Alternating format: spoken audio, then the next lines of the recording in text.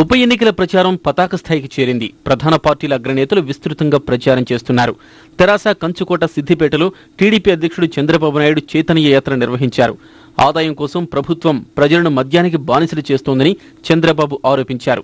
Belt షాపులను విస్తృతంగా ప్రోత్సహిస్తున్న ముఖ్యమంత్రి YS Rajasekhara రెడ్డికి వాటి ఆదాయంలో 5% ముడుపులు అందుతున్నాయని ఆయన తీవ్ర ఆరోపణలు చేశారు. ఏటా 1500 కోట్ల రూపాయలు ముఖ్యమంత్రికి చేరుతున్నాయని చంద్రబాబు అన్నారు. మొన్నటి వరకు 20 రూపాయలుండే క్వార్టర్ బాటిల్ ఈరోజు 60-70 రూపాయలు పెరిగిపోయింది.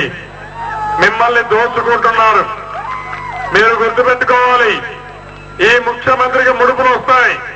5% ముడుపులు తీసుకుంటే 1500 కోట్ల రూపాయలు సంవత్సరానికి ఆదాయం. ఆ విధంగా ఈ ఆదాయానికి కక్కుర్తిపడి మీ దగ్గర తాగిపించే పరిస్థితి వచ్చింది. మద్యపాన నిషేధం పెడతా ఉన్న పెద్ద మనుషులు బెల్ట్ షాపులు పెట్టి మన జీవితాలతో మన ఆరోగ్యంతో ఆడుకుంటున్నారని చెప్పి కూడా నేను మీకు తెలియజేస్తున్నాను. అటు మైనారిటీలపై చంద్రబాబు హామీల వర్షం కురిపించారు.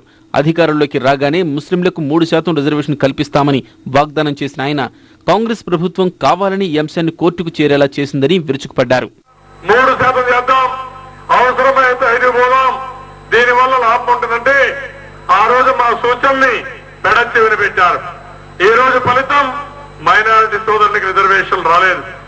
ఒకటే హామీ ఇస్తున్నాను, భవిష్యత్తులో తప్పకుండా మైనారిటీ సోదరులకి మళ్లీ రిజర్వేషన్లు పెడతాం, మిమ్మల్ని ఆదుకుంటాం, తప్పకుండా చేసి తీరుతాం.